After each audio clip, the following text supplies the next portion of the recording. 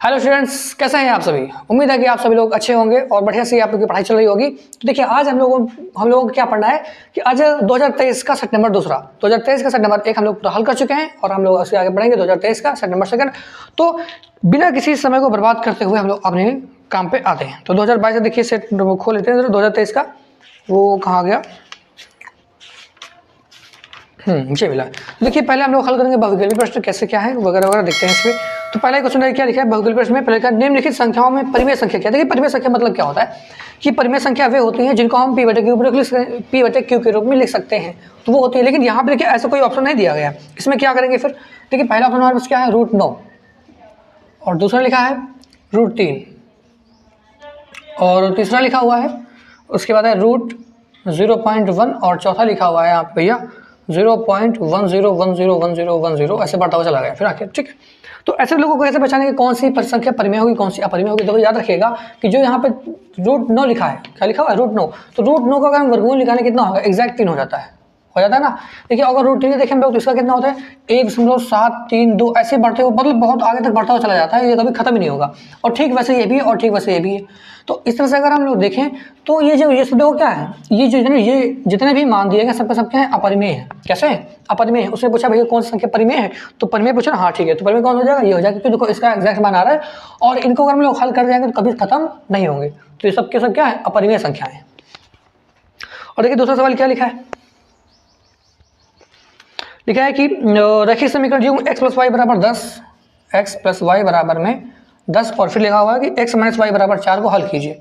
x - y = 4 को हल कीजिए। कुछ नहीं करना, देखो ये क्या हो जाएगा, कट जाएंगे। x और कितना हो गया 2x हो गया, 2x का कितना हो गया 14 हो गया। यहाँ से x का मान कितना आ जाएगा वही 7 आएगा और इस x का मान कहाँ रखोगे समीकरण 1 और 2, तो यहाँ पे आंसर आ जाएगा। देखो x + 7 बराबर में 10, तो x बराबर कितना आ गया 3, सॉरी y का मान रखना था, क्या रख दिया था हमने 7 + y बराबर में 10, तो y का मान कितना आ गया 3 आ गया। ठीक है तो इस तरह देखिए x का मान कितना आ गया 7 और y का मान कितना आ गया 3, तो देखो कौन सा ऑप्शन सही है, ऑप्शन नंबर बी। ठीक, ऑप्शन नंबर बी करेक्ट कर लीजिए। तो तीसरे नंबर सवाल पे आते हैं, क्या लिखा है कि बिंदु 5,9 की y अक्ष से दूरी, 5,9 की y अक्ष से दूरी। तो देखो कभी भी सवाल ऐसा आ जाए कि भैया पूछे y अक्ष से दूरी बताओ x अक्ष से दूरी बताओ, तो सिंपल सा देखिए तरीका होता है, जब भी जिस अक्ष से पूछ रहा हो, देखिए अगर हम लोग देखें तो ये कौन सा पार्ट हो, ये होता है x वाला, कौन होता है ये x कोऑर्डिनेट होता है, और ये क्या होता है y वाला होता है। तो वो पूछ रहा है किससे y अक्ष से दूरी। देखिए जब भी वो y अक्ष से पूछेगा तो तुमको आंसर क्या देना, x अक्ष वाला देना है, क्या देना है x अक्ष वाला देना है। और जब कभी मान लो गलती से पूछ ले किसका x अक्ष से दूरी बताओ, तो x अक्ष वाला पूछे तो क्या बताओगे y अक्ष वाला बता देना। तो इस तरह से देखिए वो पूछ क्या रहा है y अक्ष से दूरी बताइए, तो y अक्ष से अगर वो दूरी पूछे तो लोग काउंट करोगे, ये जो 5 लिखा क्या हो जाएगा यहाँ पे 5 वाला करेक्ट कर देना। ठीक है, तो आइए हम लोग देखते हैं आगे की ओर। इसका ये क्वेश्चन लिखा है क्वेश्चन नंबर 4, क्या लिखा है कि यदि एक समद्विबाहु समकोण, एक त्रिभुज हमारे पास है, एक समद्विबाहु समकोण त्रिभुज की एक भुजा 5√2 सेंटीमीटर है, मतलब कि एक हमारे पास क्या समकोण त्रिभुज है और समकोण त्रिभुज में क्या है उसकी दो भुजाएं कैसी हैं समान है। कैसी भाई समान है। तो मान लेते हैं भैया ये ए और बी और सी, तो कह रहा है कि समकोण त्रिभुज की एक भुजा 5√2 है, तो हमने मान लिया भाई ये वाली भुजा क्या है 5√2। अगर देखिए ये आधार है और ये लंब है तो ये समान हो सकते हैं लेकिन कभी कर्ण समान नहीं होगी। तो इसलिए हम देखो इन दोनों दिया 5√2 और उसने पूछा कर्ण की लंबाई बताइए, तो हम लोग जानते हैं समकोण त्रिभुज क्या होता है पाइथागोरस प्रमेय, लगा दो यहाँ पे पाइथागोरस प्रमेय क्या होती है कर्ण स्क्वायर बराबर में लंब स्क्वायर, लंब कितना है 5√2 स्क्वायर फिर प्लस आधार कितना देखो 5√2 स्क्वायर, यहाँ निकाल लेंगे देखिए आराम से। तो AC स्क्वायर बराबर देखिए इसका कितना हो गया 5 का कितना हो गया 25 और 2 कितना यहाँ पे हो जाएगा 2, फिर 5 बचे 25 और फिर यहाँ पे हो गया 2, तो AC स्क्वायर बराबर कितना हो गया 25 दूना 50 और फिर ये भी कितना हो गया 25 दूना 50, 50 कितना हो गया 100 और 100 का वर्गमूल कितना होता है भाई 10 होता है। तो इसमें देखो किसका आंसर कितना आ जाएगा 10, जो कि कर्ण की लंबाई कितनी हो जाएगी 10। और देखो ऑप्शन कौन सही है, option number A, option number A को टिक मार देना। ठीक, देखो उसके फिर क्वेश्चन नंबर 5 में आते हैं, क्या लिखा है कि sin square 18 minus cos square 72, sin square 18 minus cos square 72, इसे पूछा बताओ इसका मान क्या होगा। देखो हम लोगों ने पढ़ा है sin 90 माइनस थीटा क्या होता है, sin 90 माइनस थीटा क्या होता है cos थीटा होता कि नहीं होता है। तो ठीक वैसे देखो हम क्या करेंगे इन दोनों में से किसी को चेंज कर लो, चाहो तो cos चेंज करो या फिर चाहो तो sin चेंज कर लो। तो हम यहीं पे इसको कर लेना है। देखो क्या लिख सकते हैं हम लोग, इसको लिख सकते हैं हम लोग sin 90 माइनस 72। देखो यहाँ पे 18 लिखा हुआ है ना, तो अगर 90 में से अगर 72 को घटाएं कितना आ जाएगा 18 आ जाएगा नहीं आ जाएगा। तुमने यहाँ पे लिखा कि sin 90 माइनस थीटा कर दिया इसको और फिर माइनस में क्या लिखा हुआ है cos स्क्वायर 72।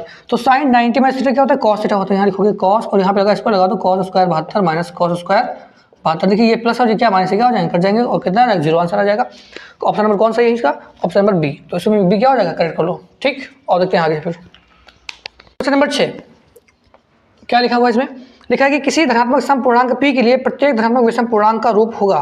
देखिए इसका क्या मतलब होता है, इनमें से 4 ऑप्शन दिए गए हमारे पास। पहला क्या है p, और दूसरा दिया गया है इसमें भैया p+1, और तीसरा दिया गया है यहाँ पे 2p, और चौथा है 2p+1। इसका मतलब ये होता है कि यहाँ पे इन चारों में से ऐसा कौन सा ऑप्शन सही होगा जहाँ पर p का मान तुम कुछ भी रखो विषम आना चाहिए। क्या आना चाहिए, विषम।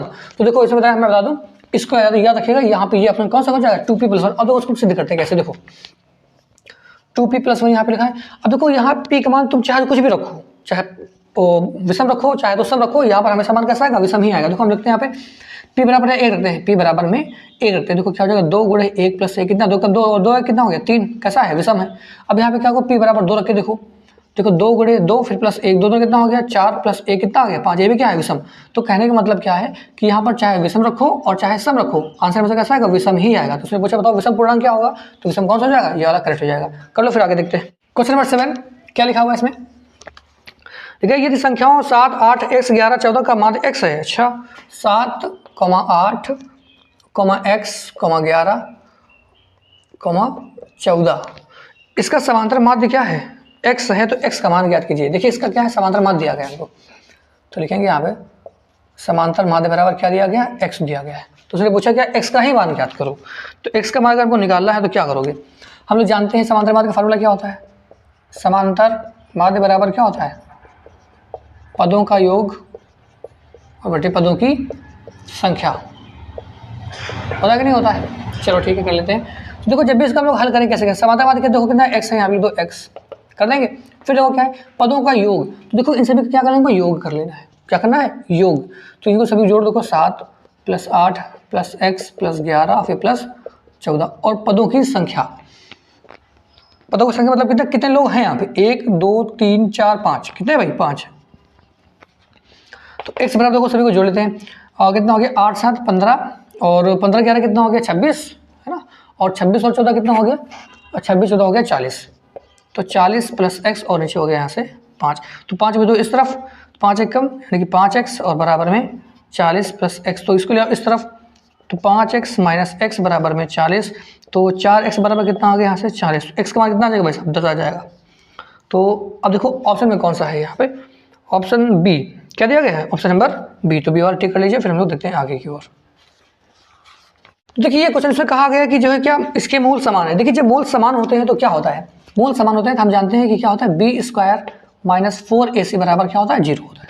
होता क्या होता है, अब देखो मेन क्या है, हम लोग यहाँ पे चुपचाप से रख देते हैं। देखो क्या है, b² कितना है, b तो देखो यहाँ b ही है, तो लिखोगे b² - 4ac बराबर में 0। तो यहाँ से क्या लिखोगे, 4ac भेजो उधर, b² बराबर हो गया 4ac। तो उसने क्या पूछा है, उसने पूछा है c का मान, तो c को रोक लो, बाकी उसको भेज दो यहाँ पे नीचे। तो b² बटे 4a और बराबर में क्या लिखा हुआ c। अब देखो ये जो ऑप्शन होगा वो क्या हो जाएगा, करेक्ट हो जाएगा, b² बटे 4a। तो ऑप्शन नंबर कौन सा सही है, डी। तो डी वाला टिक कर लेना अपना, फिर हम लोग देखते हैं आगे की ओर। आगे की ओर क्या है, सवाल नंबर 9 पे आ जाते हैं। देखिए 9 में क्या लिखा हुआ है, एक त्रिभुज बनाया गया है कुछ इस तरह से, देखिए बनाया है कुछ इस तरह से त्रिभुज बनाया गया, और यहाँ बोला गया ये है a, ये है b और ये है c, और बीच में एक और है ये ऐसे करके d, और ये पॉइंट है e। उसमें से दिया गया ये है x + 3, और ये है 3x + 19, और 10 ये है भैया x, और ये है 3x + 4। ठीक है, तो कह रहे हैं इसे बताओ x का मान क्या होगा। ठीक है, कुछ नहीं, सिंपल सी बात है, हम देखो वही प्रमेय लगा रहे हैं। थेस प्रमेय क्या होती है, AD बटे, एक प्रमेय होती है ना AD और बटे क्या होगा DB, फिर बराबर क्या लिखोगे AE बटे EC। बस देखो यहाँ पे AD कितना, देखो x + 3 है, और DB कितना है, देखो यहाँ पे लिखा हुआ है 3x + 19, फिर बराबर करेंगे AE कितना है x है, और EC कितना है 3x + 4 है। ठीक है, अब बस करना क्या, देखो इनका मल्टीप्लाई कराना है, इनका इससे। तो और देखो करा देते हैं मल्टीप्लाई। देखिए मल्टीप्लाई बहुत ही सावधानी से करवाना, नहीं तो गड़बड़ हो सकता है कुछ भी। ओके देखो 3x के पहले हम लोग कैसे करेंगे, x से करवाएंगे कितना हो जाएगा 3x², फिर प्लस करोगे 3x कैसे करो, 3 से करो 3 कितना हो गया 9x, फिर प्लस को 4 कैसे करो तो x करो तो हो जाएगा 4x, और फिर 4 कितना हो गया 12, फिर करो बराबर x कैसे करो कितना हो जाएगा 3x² हो जाएगा ना, और फिर x का 19 से करो कितना हो जाएगा प्लस में 19x। तो अब देखिए आज यहाँ ये देखो क्या 3x² यहाँ भी 3x² यहाँ भी, सो किया तो क्या है कट जाएगा। 9 4 कितना हो गया 13x, फिर प्लस में हो गया ये 12 और फिर बराबर क्या है 19x। तो 19x ले आओ इधर, तो 13x माइनस 19x और फिर बराबर क्या हो गया -12, घटाओ कितना बचेगा -6, तो -6x बराबर -12, तो x का मान कितना आएगा भाई सब 2 हो गया। उसने पूछा बताओ x का मान बताओ क्या होगा, तो x का मान कितना आ जाएगा 2। देखो ऑप्शन कौन सा है, option number c, option number c tick लेना। चलो आगे देखते हैं फिर। देखिए क्वेश्चन नंबर क्या लिखा है 10 नंबर क्वेश्चन नंबर 10 क्या लिखा हुआ है भैया, देखिए कि 1 से 10 तक की धनात्मक सम संख्याओं का समांतर माध्य होगा। 1 से 10 तक, देखो 1 से 10 तक उसने बोला सम समांतर संख्याएं, सम मतलब सम संख्या बोला है ना। तो अब मुझे बताओ 1 से लेकर के 10 तक की संख्या कितनी होती है। देखिए 1 2 3 4 5 6 7 8 9 और 10। तो 1 से लेकर 10 तक संख्या हो गई। यहाँ पे हमको निकालना क्या सम संख्या है। अब देखो सम संख्या कौन सी होती है, 1 2 हो गई, 1 4 हो गई और 6 हो गई और 1 8 हो गई और 1 क्या हो गई 10। यानी कि जो सम संख्या यहाँ पे है वो क्या है, सम संख्या लिखी है 2 4 6 8 और 10 इतनी है। ठीक है, तो अब देखो क्या करना है, हम उसने पूछा समांतर माध्य निकालो इनका। तो देखो इनको निकालने का एक तरीका है बहुत ही सिंपल सा, वो बता देते हैं और देखिए तो जो फार्मूले बेस्ड हो तो वो बता देते हैं। देखो पहले सिंपल देखो क्या है, समांतर माध्य निकालना है हमको, क्या निकालना है समांतर माध्य।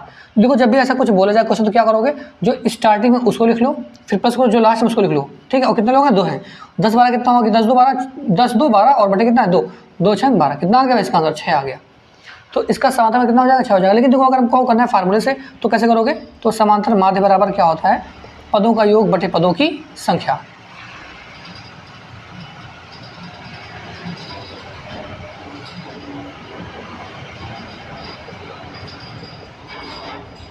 ये फार्मूला होता है। तो देखो समांतर माध्य निकालना है, ठीक है निकालो। पदों का योग देखिए जितने भी पद सभी क्या कर लो ऐड कर लो। देखो यहाँ पे ऐड करते हैं हम लोग 2 + 4 + 6 + 8 + 10 और पदों की संख्या कितनी है, देखो 1 2 3 4 5 5 लोग हैं, क्या लिखो 5 5 कितना है, देखो 10 18 18 24 और 24 28 28 2 30 और नीचे कितना हो गया बटे में 5, तो 5 6 कितना हो गया 30। तो इसमें क्या आंसर कितना आ गया 6 आ गया। तो चाहे ऐसे कर लो और चाहे ऐसे कर लो, आंसर सेम ही आना है दोनों तरीके से। तो ठीक है, अब देखो इसमें ऑप्शन कौन सा दिया गया है, ऑप्शन ऑप्शन ऑप्शन कौन सा है, ऑप्शन नंबर डी। तो ऑप्शन नंबर डी को यहाँ पे टिक कर लेना, फिर आगे देखते हैं। अब देखिए क्या है क्वेश्चन नंबर 11 में लिखा हुआ कि संख्या 156 का अभाज्य गुणनखंड, 156 का अभाज्य गुणनखंड को कुछ नहीं करना है, गुणनखंड कर लेना है।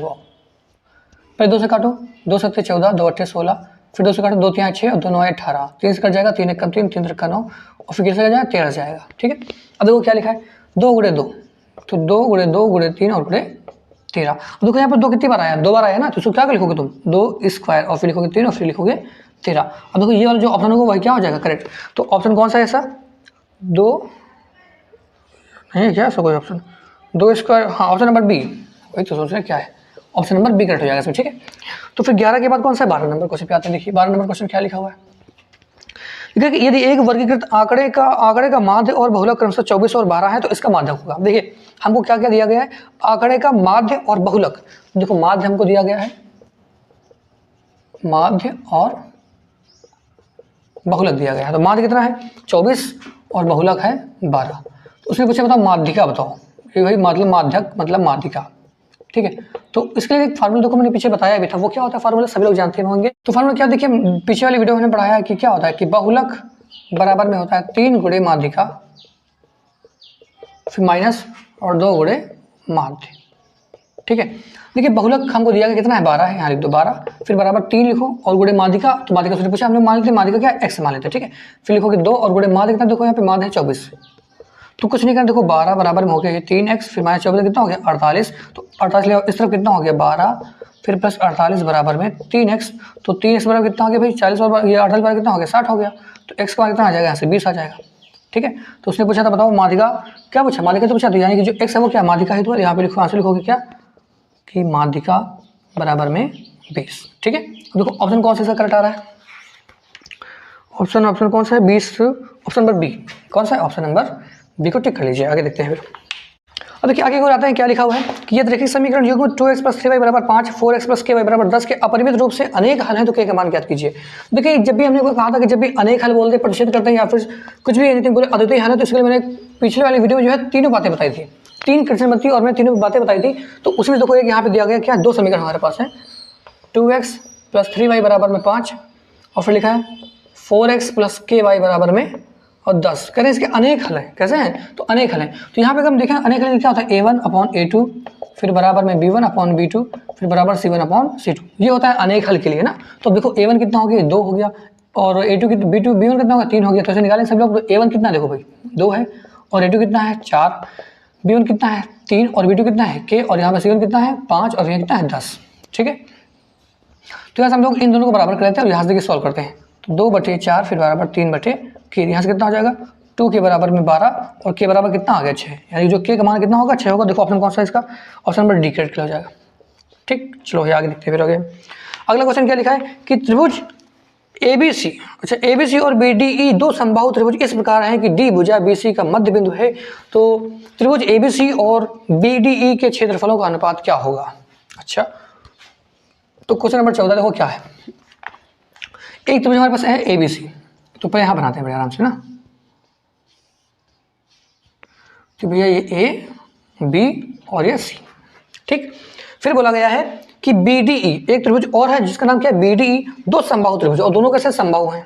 ठीक है, इस प्रकार है कि D जो है भुजा BC का मध्य बिंदु, मतलब एक जो D है ना वो क्या है भुजा BC का मध्य बिंदु, ये D हो गया भैया। तो कह रहे हैं भैया बताओ त्रिभुज क्या होगा। तो देखो हम लोग यहाँ इसको क्या करते हैं, यहाँ से इस पर लंब डालेंगे, तो यहाँ पे एक बिंदु आएगा, इसमें बोलेंगे E, क्या बोल देंगे इसको E बोल देंगे। तो देखो इस तरह से हमारे दो त्रिभुज हो गए, एक तो हो गया कौन सा ये A B C, और एक हो गया हमारे पास क्या है देखो B D E छोटा सा। ठीक है, और कहा गया समबाहु त्रिभुज है। कैसे है समबाहु, तो अगर हम ये मान लें कि इनकी जो लंबाई है भुजा की लंबाई वो क्या x है, कितनी है x है। तो देखिए मध्य बिंदु है ना, मध्य बिंदु क्या होता है आधा ये हो गया, x/2 ये हो गया, और x/2 ये हो गया, यही हो गया नहीं होगा। तो अब देखो वो क्या करना है, हमको निकालना है उनके जो है क्षेत्रफलों का अनुपात। यहाँ पे लिखोगे भैया त्रिभुज ABC का क्षेत्रफल और बटे त्रिभुज BDE का क्षेत्रफल। तो क्या होता है फार्मूला, ये जो त्रिभुज ABC इसकी भुजा का स्क्वायर करना। देखिए इसकी भुजा क्या थी x है, इसका क्या करोगे x² फिर बटे जो छोटा सा त्रिभुज है वो क्या है, देखिए ये जो अंदर बना हुआ इसकी भुजा क्या करो स्क्वायर कर दो, तो x/2 का होल स्क्वायर। अब यहाँ से जो आ जाएगा निकाल लेना यहाँ पे। तो त्रिभुज ABC का क्षेत्रफल और बटे कितना हो जाएगा त्रिभुज BDE का क्षेत्रफल बराबर x², और यहाँ कितना हो जाएगा x², और जो 4 कहाँ पहुँचेगा 4 पहुँचेगा ऊपर, तो ये क्या हो जाएंगे कट जाएंगे, और देखो ऊपर क्या बचा 4 और नीचे कितना हो गया 1। तो यहाँ पे जो अनुपात कितना आ जाएगा 4:1। तो यही अपना ऑप्शन क्या हो जाएगा करेक्ट हो जाएगा। अब देखो इसमें कौन सा है, इसमें ऑप्शन नंबर C। कौन सा है, ऑप्शन नंबर C को टिक कर लीजिए, फिर हम लोग आगे देखते हैं। तो अब देखिए अगला क्वेश्चन क्या है, सवाल क्वेश्चन नंबर 15 पे आते हैं। तो लिखा हुआ है कि यदि cos A बराबर 7/25, cos A बराबर में 7/25, तो tan A plus cot A का मान ज्ञात कीजिए। देखो भैया tan A plus cot A का मान ज्ञात करना। देखो ऐसे में सभी जब भी सवाल पूछा तो क्या करोगे, कुछ नहीं करना है, एक सिंपल सा बनाना त्रिभुज छोटू सा ऐसे करके, और एक संपूर्ण त्रिभुज बना लेना है, ये हो गया। अब देखो पूछा है कि cos A बराबर 7/25, समझ जाते हैं cos बराबर क्या होता है आधार बटे कर्ण होता है। क्या होता है आधार बटे कर्ण। तो इसका आधार कितना है देखो 7 है, और कर्ण कितना है इसका 25 है ना 25। और देखिए इसको हमको निकालना क्या, लंब निकालना है। तो लंब निकालना हम जानते हैं क्या होते हैं, लंब स्क्वायर बराबर क्या होता है कर्ण स्क्वायर माइनस आधार स्क्वायर। तो कर्ण कितना है 25, 25 का कितना हो गया 625, माइनस आधा कितना है 7, 7 कितना हो गया 49 हो गया। तो अगर इसमें घटाएं कितना बचेगा, देखिए भाई घटा दिए कितना 15 में से 9 हो गया, कितने बचेंगे 6, और फिर जो है और 7 और फिर 5 कितना बचेगा भैया, लंब स्क्वायर बराबर 576। तो ये कितने का वर्गमूल होता है 24 का होता है। तो यहाँ से हो गया ये 24। अब निकालो tan A। ठीक है, तो tan A बराबर क्या होता है लंब बटे आधार। तो यहाँ लिखोगे लंब बटे आधार, फिर प्लस करोगे cot A। cot A क्या होता है देखिए आधार बटे लंब, यानी उल्टा कर देना 7/24। देखो उसको हल कर लो भैया, यहाँ पे क्या करोगे हर को बराबर करोगे, एलसीएम ले लोगे। तो 24 कितना हो गया 576, और 7 से कितना हो गया 49, और नीचे कितना आ जाएगा भैया 24 × 7। फिर को जोड़े कितना आ जाएगा भाई 625 हो जाएगा। कितना हो जाएगा 625, और नीचे कितना हो जाएगा यहाँ से कितना हो जाएगा ये 7 चौको 28 हासिल आ गया 2, 7 14 14 और 2 16। तो 625/168। ऑप्शन नंबर कौन सा है डी। तो ऑप्शन नंबर भैया राइट कौन सा डी हो जाएगा। अब देखो क्या है क्वेश्चन नंबर आते हैं हम लोग 16 पे। किस पे आएंगे 16 पे। क्या लिखा हुआ है कि यदि दो वृत्तों की त्रिज्याएं क्रम से 4 सेंटीमीटर और 3 सेंटीमीटर हैं, तो इन वृत्तों के क्षेत्रफलों के योग के बराबर क्षेत्रफल वाले वृत्त की त्रिज्या हुई। इसका मतलब ये हुआ कि एक देखिए क्या छोटा सा त्रिभुज, छोटा सा वृत्त है, एक और छोटा सा वृत्त है, तो इन दोनों के जो है योगफल के बराबर एक जो है उसका बड़ा सा वृत्त है, तो उसकी त्रिज्या क्या होगी। समझ रहा है कि नहीं। तो कुछ नहीं करना भैया, एक काम कर लो कि जो है क्या बोलते हैं इसका, कहाँ गया क्षेत्रफल वाले बोला, देखो भाई इसका क्षेत्रफल लिख लो, इसका भी क्षेत्रफल लिख लो, और फिर बराबर क्या कर दो, बड़े वाले का क्षेत्रफल कर दो। तो कुछ नहीं, यहाँ पे देखो क्या हम लोग यहाँ पे मानते हैं 2 वृत्त हैं, ये हमारे वृत्त क्या है, यहाँ इसकी जो त्रिज्या होगी वो क्या होगी, R1 मानते हैं, और इसकी क्या मान लोगे, R2 मान लोगे। ठीक है, तो देखिए R1 बराबर दिया गया है 4 सेंटीमीटर और R2 बराबर दिया गया है 3 सेंटीमीटर। ठीक, तो कुछ नहीं लिखोगे यहाँ पे क्या, बड़े वृत्त का क्षेत्रफल बराबर पहले छोटे वृत्त का क्षेत्रफल प्लस दूसरे छोटे वृत्त का क्षेत्रफल। देखो क्या होगा, इसका क्या हो जाएगा, देखिए पाई आर स्क्वायर होता है, पाई आर स्क्वायर वर्ग भी क्या हो जाएगा, पाई R1 स्क्वायर, फिर प्लस क्या कर दोगे, पाई R2 स्क्वायर, क्या कर देना भाई, पाई R2 स्क्वायर। देखो पाई कर लो कॉमन यहाँ से, R1 स्क्वायर प्लस क्या हो गया R2 स्क्वायर, ये क्या हो जाएंगे भाई, कट जाएंगे। R1 देखिए R1 कितना 4, तो 4 का स्क्वायर कितना हो गया 16 हो गया, फिर प्लस R2 कितना 3, 3 का कितना हो गया 9 हो गया। तो यहाँ से कर निकालोगे R स्क्वायर बराबर कितना आ गया 25, तो दिस इंप्लाइज R स्क्वायर कितना आ जाएगा 5 सेंटीमीटर, यानी जो बड़ा वाला वृत्त है उसकी त्रिज्या कितना होगी 5 सेंटीमीटर। ऑप्शन कौन सा सही इसका भाई, ऑप्शन नंबर ए सही है। तो इसमें ए वाले में क्या करोगे, टिक कर लोगे। तो फिर आगे देखते हैं क्वेश्चन नंबर 17, लिखा हुआ है कि द्विघात समीकरण x square minus 3x minus 10 बराबर 0 के मूल हैं। क्या कह रहा है, के मूल हैं। तो ये कुछ नहीं करना है, हम लोग इसको क्या कर देंगे, गुणाखंड कर देंगे। देखो क्या ऐसे एक्स स्क्वायर माइनस 5 माइनस 2 और x माइनस 10 बराबर में 0, तो हो जाएगा ये एक्स स्क्वायर माइनस 5 माइनस क्या होगा प्लस 2x माइनस 10, फिर बराबर क्या हो गया 0। तो देखिए कॉमन क्या मिलेगा, यहाँ से x मिल जाएगा तो हो जाएगा x माइनस 5, फिर यहाँ से 2 कर लो तो हो जाएगा क्या x माइनस 5 बराबर में 0। देखिए ये सेम हो गए, तो यहाँ से लिखोगे x माइनस 5 और फिर x प्लस 2 फिर बराबर क्या 0। तो यहाँ से निकालो मूल, तो x माइनस 5 बराबर 0 करो, x का मान कितना आ जाएगा, यहाँ से 5 आ जाएगा, बोलो आ जाएगा ना। फिर यहाँ से हो जाएगा x प्लस 2 बराबर 0, तो यहाँ से x का मान कितना आ जाएगा -2 हो जाएगा, ये इसके जो है मूल हो जाएगा। देखो कौन से 5 कॉमा -2, देखो कौन सा सही है इसका 5 comma -2, option number B, option number B correct कर लीजिए। अब देखो क्वेश्चन नंबर कौन सा है, उसके बाद है 18, कौन सा है क्वेश्चन नंबर 18 पे आते हैं। देखिए ये समतल मैदान पर एक मीनार की छाया उसकी लंबाई की उसकी ऊंचाई की √3 गुनी है, तो सूर्य का उन्नयन कोण क्या होगा। देखो क्या है कि एक मीनार है, ठीक है, तो मीनार की जो छाया की लंबाई है, यानी देखो ये मीनार है, इसकी छाया इधर बह रही है इधर, तो जो मीनार की लंबाई है, मीनार की जो छाया की लंबाई है वो उसकी ऊंचाई की √3 गुनी है। मतलब कि अगर ये इसकी ऊंचाई h है तो ये कितना हो जाएगा h√3 हो जाएगा। भाई ऐसा बोला गया है, तो हमने मान लिया उसकी ऊंचाई h क्या है h है, और ये जो इसकी छाया वो क्या √3 गुनी है। तो यहाँ से निकालो उसको, देखो हम लोग बना देते समकोण त्रिभुज कुछ ऐसे करके, और यहाँ जो कोण क्या मानते हैं लोग थीटा मानते हैं। तो यहाँ लिखोगे कुछ भी लिखो, यहाँ पे ABC, तो क्या लिखोगे समकोण त्रिभुज ABC में, तो लिखोगे tan थीटा बराबर लंब बटे आधार, तो लंब कितना है इसका h और आधार क्या है इसका h√3, तो एस क्या हो गया कट गया, तो tan थीटा बराबर क्या आ गया 1/√3। अब ये बताओ tan 1/√3 किसका मान होता है tan 30, तो tan थीटा बराबर हो गया यहाँ से tan 30, तुलना करो यहाँ से थीटा का मान कितना आ जाएगा भाई साहब 30 डिग्री। अब वो 30 वाला ऑप्शन दिया कोई, yes option number C correct करो उसको। फिर आगे देखते हैं क्वेश्चन नंबर 19 पे आते हैं। देखिए क्या है क्वेश्चन नंबर 19, लिखा 45 सेंटीमीटर ऊंचाई और 4 सेंटीमीटर व्यास वाले धातु ठोस बेलन को पिघलाकर बनाए गए 6 सेंटीमीटर व्यास के ठोस गोलों की संख्या क्या है। देखो कहने का मतलब क्या है कि हमारे पास एक बेलन है, ठीक है, उसको हम पिघला देते हैं और पिघलाने के बाद क्या करते हैं कि कुछ गोले बनाते हैं, ठीक है, ठोस मतलब गोले बनाते हैं, तो उनकी संख्या क्या होगी। देखो क्या है, मतलब ये हमारे पास एक बेलन है, ठीक है, ये बेलन हमारे पास, तो क्या करेंगे इसको पिघला करके बनाते हैं क्या गोला छोटे छोटे।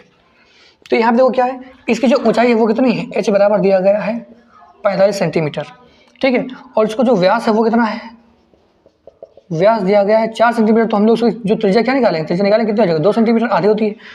और फिर देखो धातु ठोस बेलों को पिघलाकर बनाए गए 6 सेंटीमीटर व्यास के ठोस गोलों की संख्या। देखिए जो गोला बनाया गया है इसका जो व्यास कितना है वो है 6 सेंटीमीटर, इसकी त्रिज्या कितनी हो जाएगी भैया 3 सेंटीमीटर। तो सिंपल सी बात है भाई, जिसका इसका जो आयतन होगा है ना, तो जितने भी गोले बनेंगे सबके आयतन गुणों सबका जो है आयतन बराबर ही होगा इनका। तो यहाँ लिखोगे बेलन का फार्मूला, देखो बेलन का आयतन बराबर गोले का आयतन हो जाएगा था। लेकिन यहाँ पे जो गोले हैं वो 1 2 नहीं है, बहुत सारे बने होंगे, तो हमको वही निकालना उनकी संख्या क्या होगी। तो उनकी संख्या को निकालना हम लोग क्या करेंगे, मान लो हमने कर दिया n से मल्टीप्लाई, n क्या है यहाँ पे गोलों की संख्या है। तो देखो बेलन का आयतन क्या होता है, पाई आर स्क्वायर एच होता है। कितना होता है, पाई आर स्क्वायर एच। और यहाँ से गोले का आयतन क्या होता है, 4/3 पाई आर क्यूब और इंटू क्या है n। तो यहाँ से पाई से पाई क्या हो जाएगा, कट जाएगा। और देखो क्या है, 2 का स्क्वायर कितना हो गया, 4 हो गया। फिर एच कितना देखो यहाँ पे लिख दिया गया 45 है। फिर यहाँ पे देखो 4/3, देखो यहाँ पे क्या आर यानी कि ये वाला आर 3 का कितना 27 होता है। और फिर इंटू क्या है n। देखो 4 4 भी क्या हो जाएगा, कट जाएगा। और 9 3 27 और 9 5 45 और 3 से 3 भी क्या हो गया, कट गया। तो n बराबर कितना आ गया, 5। मतलब कि जो गोलों की संख्या कितनी है, 5 है। और इस तरह से हमारा जो भी क्या हो जाएगा, सही हो जाएगा। और ऑप्शन नंबर कौन सा, बी करेक्ट कर लीजिए भैया।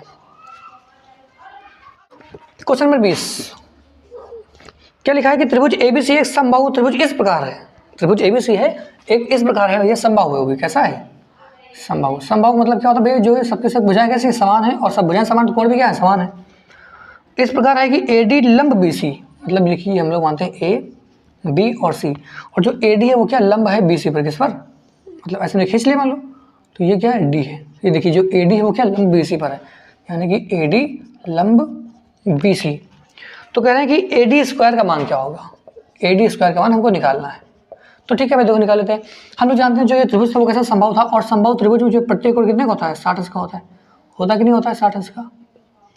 और यहाँ भी 60 होगा, जो हमने 20 से क्या लंब डाल दिया, तो ये हो गया 30 का। कितने का हो गया, 30 का। और ये भी हो गया 30 का। ठीक है, तो हमको निकालना क्या है, एडी स्क्वायर। क्या निकालना, ये इसकी लंबाई निकालनी है, इसकी। तो यहाँ पे वो क्या लिखोगे, यहाँ पे लिखेंगे समकोण त्रिभुज। समकोण त्रिभुज किसमें, ए डी सी में। देखो टैन लगा देते, कौन सा लगाना है, टैन। हमको देखो ये हमको ये निकालना है, ये लंब निकालना है, नहीं निकालना है। और देखिए जो हमारे पास जो ऑप्शन दिया हुआ किसमें, सब डीसी में दिया है, डीसी में। तो इसलिए हम लोग ये वाला ले रहे हैं, ये वाला त्रिभुज ले रहे हैं। अगर वो मान लो उसने जो ऑप्शन दिया होता वो किसमें दिया होता है, बीडी में दिया होता, तो हम लोग ये वाला ले लेते। तो उसने किसमें दिया है, डीसी में दिया, तो हम लोग ये वाला ले रहे हैं। ठीक है भाई, देखो क्या हो जाएगा, टैन थीटा। तो टैन कितना है, 60 है। लंब कितना है, एडी, और बटे आधार कितना है इसका, डीसी है। तो टैन 60 में कितना होता है, √3 होता है। तो √3 बराबर में एडी और फिर बटे कितना हो गया, डीसी। यहाँ से अगर हम एडी का मान निकालें कितना हो जाएगा, √3 और फिर डीसी हो जाएगा ना भाई। तो उसमें देखो क्या एडी स्क्वायर का मान पूछा है, तो हमको क्या करना है, वर्ग कर देना है। क्या कर दोगे, वर्ग करने पर। तो यहाँ से हो जाएगा भाई एडी स्क्वायर बराबर में 3 डीसी स्क्वायर। अब देखो इसमें जो ऑप्शन सही है वो करेक्ट करता है, 3 डीसी स्क्वायर। कौन सा है, देखो ऑप्शन नंबर ए सही है। कौन सही है, ऑप्शन नंबर ए। तो ठीक कर लो। फिर हम लोग देखते हैं अगला क्वेश्चन। अगला क्वेश्चन क्या देखिए, हम लोग जो भी है 20 वैकल्पिक हमने करवा दिया। और देखिए जो भी खंडवा इसका वो हम लोग देखेंगे अगले वाली वीडियो में। और अगर वीडियो अच्छा लगे तो लाइक कीजिए, सब्सक्राइब कीजिए और शेयर भी कीजिए अपने जो है दोस्तों के साथ। तो फिर मिलते हैं हम लोग नए वीडियो में। जय हिंद, जय भारत।